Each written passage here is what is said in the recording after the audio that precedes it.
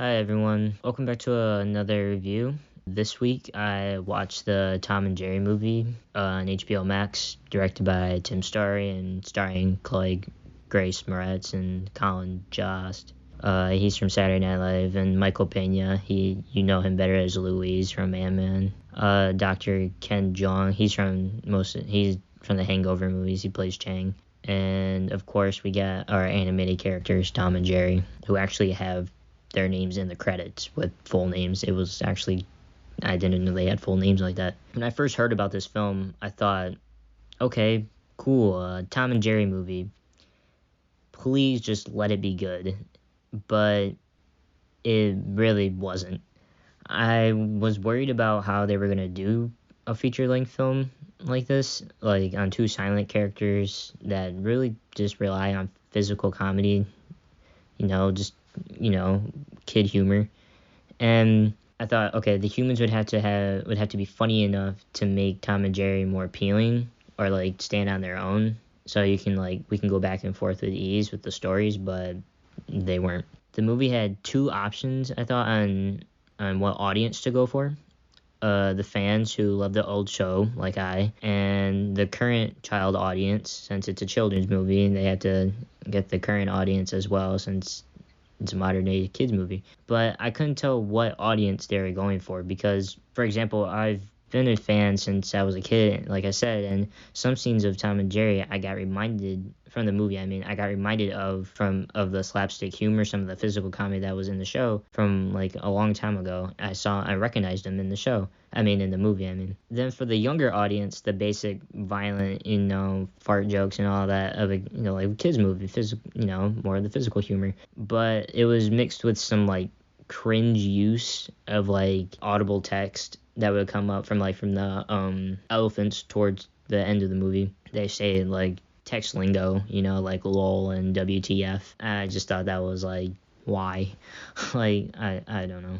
The comedy in this movie is just dry, cringe, late said, awkward comedic conversations, and the human aspect portion, like the humor you expect from a bad comedy, basically.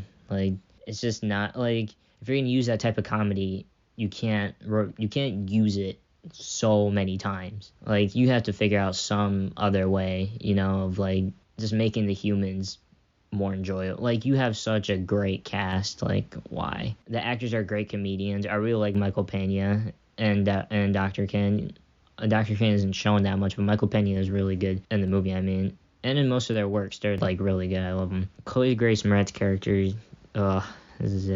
she's a New Yorker. She's I guess she's looking, or some type of wanderer or something. She's looking for work, and she ends up at the Royal Hotel. I think that's what it's called. And she lied because she heard of a job interview there, and she just lied about all of her credentials. She literally used someone else's credentials and continued to lie in the movie almost till up to the very end, until she gets caught.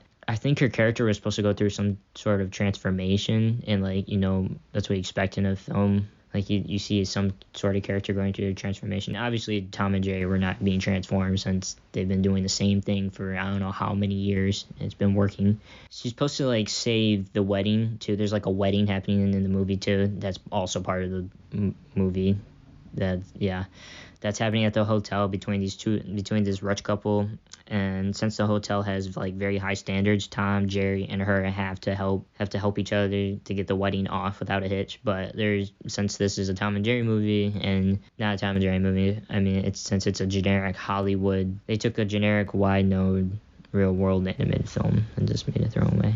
The only parts I did like were the ones with Tom and Jerry in them, and some of the other classic characters from the show. Sadly, there was no Ducky and the little gray Jerry either, his cousin, I believe, or his nephew, some sort of, I can't remember the character's name. It definitely needed the human element. Don't get me wrong, don't get rid of the humans completely. Like I said, the cast was great, but I think it needs way less of it. Maybe focus more on the comedy being funny for both generations. Like, the humor was just not. It was definitely, like, there's nothing wrong with kid humor, but I like when like they have some innuendo jokes, like some adult jokes that only adults would get, and you're like, ha ha ha, like, oh, the kids don't get it, we do. Like, that's, I was looking for that, and like, I don't know, some funny jokes. maybe like they cut off the humans' heads like from the old show, like just don't show their faces. I don't know. Maybe would it have to spend less on cast? Didn't they don't need those comedians, but they're funny. Like the soundtrack, I also found actually enjoyable. I liked it, especially the beginning with the pigeons rapping, "A Tribe Called Quest," and the other classic raps. I feel like this movie was made because they could have, and they have a beloved franchise, but they had no good story or a funny script to go with the funny cast. I'm glad they got. I'm glad people got paid out of this. People got paid. People got work while COVID was still was happening. So that's good. Some good came out of that. I'm giving this a D. Probably asking yourself why not lower. It's because I'm just guess I'm being generous because I love Tom and Jerry, and it's just I hate how Hollywood took it and basically just gave it the old Hollywood botch, just trying to make money off it. I don't even know what the lesson was out of all of this. Lie, steal until the jig is up and hope they look past that and hire you. What? Luckily, Tom and Jerry are in it, so it sort of saved. Not really.